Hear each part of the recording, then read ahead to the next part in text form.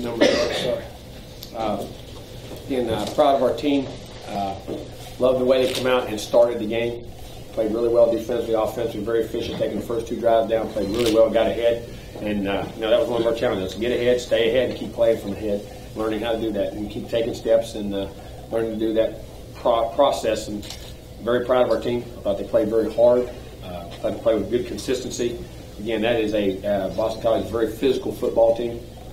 That's defensive, and they force a lot of fronts, a lot of blitzes, a lot of challenge you in a lot of different ways and try to make you play over the top of them, which we were able to do tonight. Odd, some of the guys in the verticals and the passing game down the field was able to make plays. And, usually it's hard run the football one. They give you some ugly negative runs, but they put so many guys in the box and blitz and twist and do things. But Dow was still able to get over 100 yards. Quarterback runs really helped us in the numbers and the angles when we had to use those. And what we did, but getting better as a football team.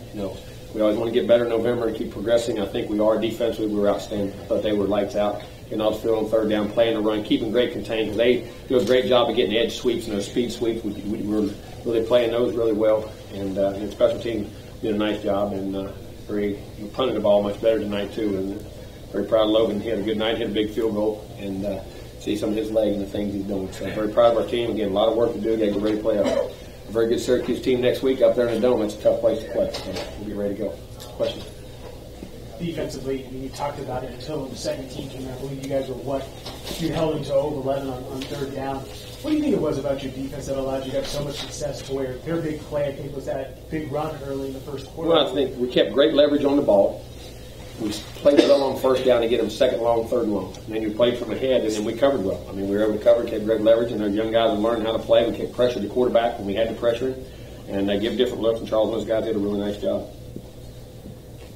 It's good to get the monkey off your back at that quick start because it's been a long time to get it has been, and just learn how to do that, and they got to go out and relax and do it. And as I said, it's a part of growing and maturing with a young football team and those young guys. I say sometimes you say, well, they're not intense enough, or they get too intense. Just do your job, have great weeks of practice. And like I said, when you practice really well and you learn to practice, and practice, not just practice, but practice well, you feel confident. It's like studying for a test. And all of a sudden those answers come and you're relaxed, you're not pressing yourself, and they're learning how to do that. They're learning how to practice and prepare for games with so much youth, and then they're going out and execute, and they're getting better at it. Did you feel like going in after a good week of practice that they had the right mindset of going and playing? I did. I felt good, and that was one of our huge challenges. That was my Friday talk about learning how to get ahead, stay ahead, and play from ahead and finish.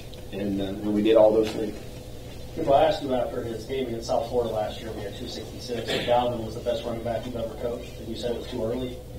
Is it time now? Listen, I wouldn't trade him for anybody. I know that. I don't ever say the best I've ever coached, because I'm going to tell you something, guys. I've been fortunate in my lifetime to play and be a part of some phenomenal players, and I don't ever like to comparing your children.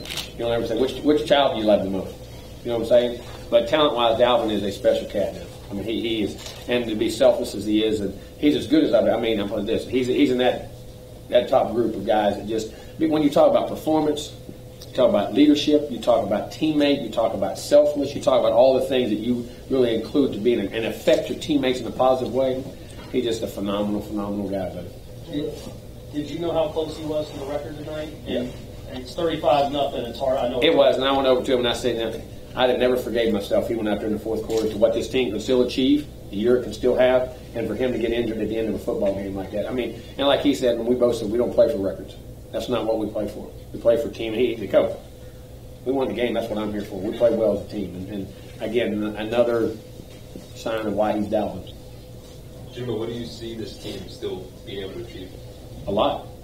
I mean, I still think this team getting better and better and better. These seniors leaving the legacy of hard work and learning these young guys. And just because you didn't have all your goals and everything didn't go right, you keep working hard to persevere and become as good as you can become. And that's the ultimate goal at the end of the day, become the team you possibly can become. Young guys leaving a legacy of what the future can hold and how they have to practice, how they have to achieve, how they have to still go in. You're still playing, still got another arch rival. You still got an ACC game left, and you still got a chance to win 10 games. I mean, and the legacy of doing all that and winning a bowl game. I mean, but more importantly, the pride of who you are.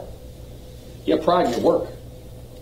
And when you, at the end of the day, become as good as you can become and have great pride in how you practice and how you play, you achieve everything you want to achieve. That's what it's all about. It's not about championships. It's not about that. It's about becoming what you can become.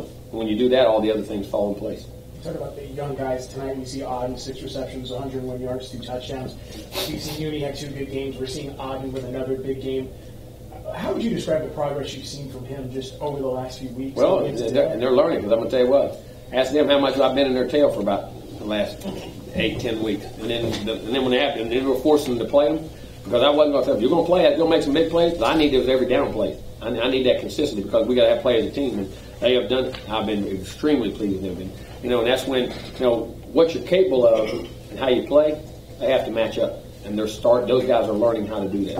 Well, do you think these 2 games have kind of shown that Auden, at least for himself, can be more than just that guy who's in jump ball situations in red zone, that he can be in every. He's learning how to do it, and there's still some time on that. He got bumped around tonight and learning to play with his size, and he's got to always learn to bend. He's got to learn to bend like a little guy and then use his size when he has to, and you've got to keep that great flexibility in his hips. And he's learning to do that. He's learning to run more routes. We're adding more to his plate and understanding situations, leverages, all those types of things. He's growing. Jim, I know the circumstances weren't ideal, but Sean getting to play on senior day. I was extremely happy. To come in and hit a big go route and now throw 2 touchdowns like he did. And I mean, again, I told you, his parents ought to be the proudest parents in the world. And that guy right there is salt of the earth. And whatever you ask him to do, again, another great teammate, another great senior, what he's achieved, the big games he's played, the city, whatever yes, sir, I'll do it. And goes in and performs every time he goes in with a lot of heart and a lot of toughness. I mean, just very proud and happy. Jim, what is status on the Alvarez injury? He's fine. He just took a shot on the shoulder, and it was bruised up right there. He got a little sore guy. It took him pretty good. And then Sean was in. I said, there ain't no sense to go back. You'll have a bruise. I mean, it didn't dislocate or anything like this, a bruise, and we'll heal him up and be ready to go.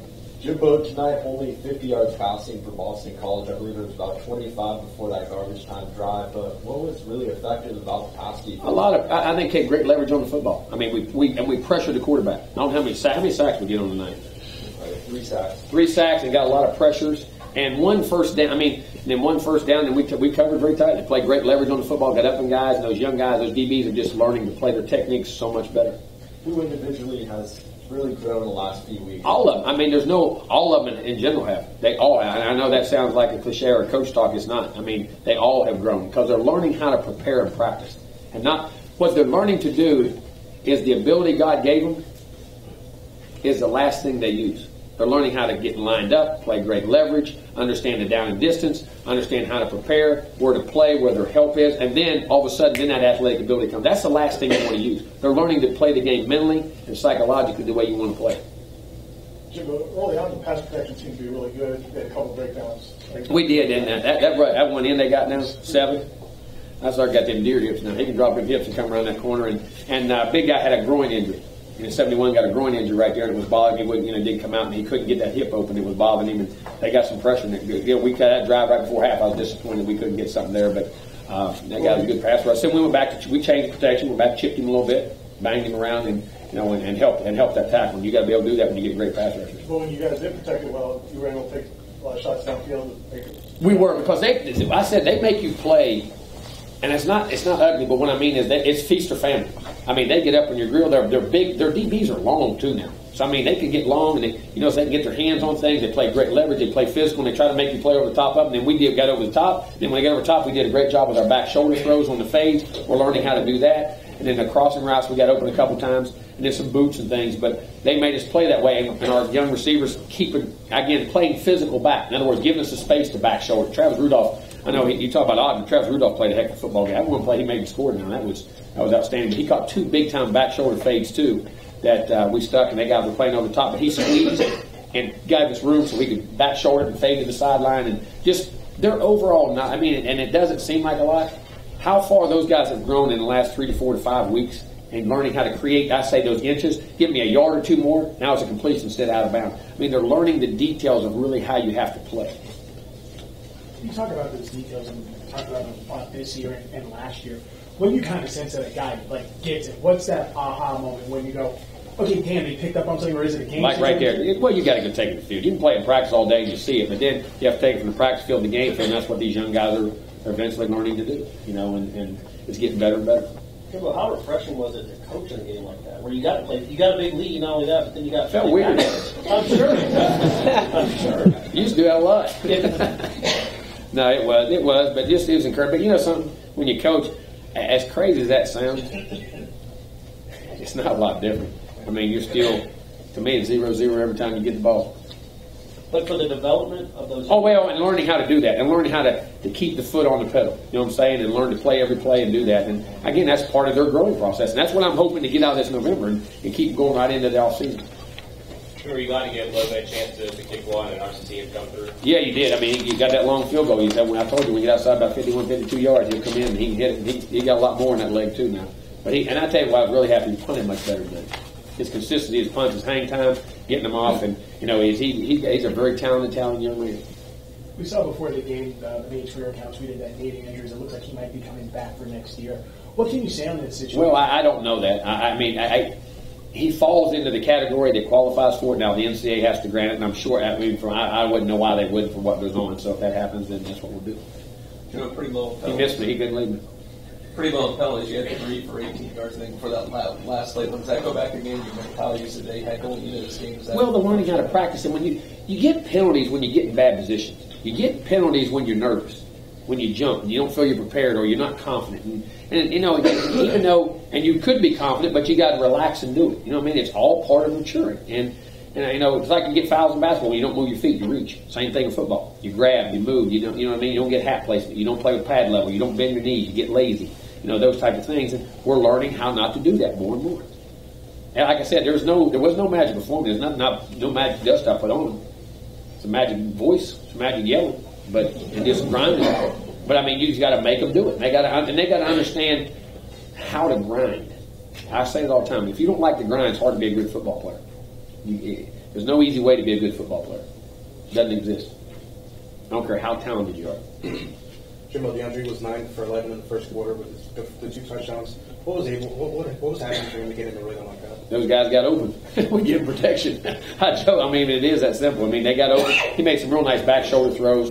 The one to Nooney in the corner. Nooney actually went a little bit quick on him, but he could quicken his hands up, and he's learning, and he's just processing the game more and more, seeing it, understanding situations, seeing leverages. I'd say as a quarterback and a receiver, what you don't realize is you got to understand leverage. Where a guy's front shoulder, back shoulder, you know, low hip, high hip, you know, wherever those are in the ball placements, and he's just getting more accurate and his feet getting better and better. It seemed like some of those plays were in shotgun formation. You guys trying to well, we were trying to get off the ball because they knew what they did and trying to run from there and still be able to include the I formation with the pistol and some of the things we did. Jimbo, a lot of success against BC in the past. Prior to the touchdown, you guys held them scoreless in 8 consecutive quarters. Why is it about shutting down BC that just has become a habit for this team? We know because we know this. They're going to play great defense on their side. Fortunately, we scored tonight, and we better be able to do it against them. And for some reason, we match up well. We seem to match up well. I don't know what it is. I'm glad. Managing their emotions, or the team's emotions, is going to be key to winning out, which is going to be fun to watch and fun to watch you coach. How do you prepare this young team that's been beat up a little bit, the defense especially, for the speed of the offense of Syracuse? Well, I mean, I think we see, as crazy as this sounds, you see more no-huddle teams now than you see huddle teams. And we practice against it every day. But again, the way they do it and their style's a little bit different. I mean, they got splits wide. They got 4 or 5 receivers all the time. The quarterback, Dungy, I mean, he is, I'm going to tell you what, that guy's a playmaker. He's an athletic guy that can run around, and it's going to be a huge challenge. But we're going to have to, again, keep great leverage. We've got to have great conditioning. We're going to have more guys, and hopefully the maturity, and then we'll get an extra day to prepare, and hopefully we'll lock in. Obviously, we're happy with the way they handled the short week. Oh, yeah, very, very happy. Now, myself trying to manage making sure we get enough work and toughness and get better, at the same time trying to stay fresh, and our guys locked in and handled it really well. You know what's crazy about, you don't think about playing Thursday and Friday games.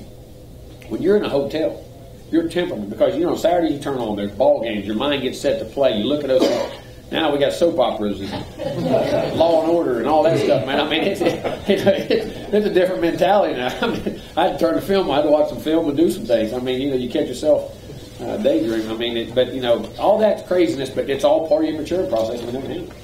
Jimbo, in the Miami game and Clemson game, DeAndre was able to come back in after needing some medical attention. He could have came back in. There wasn't no sense to it. Sean was playing well, and we're very content with Sean in the game. One more. We're good. Thank you.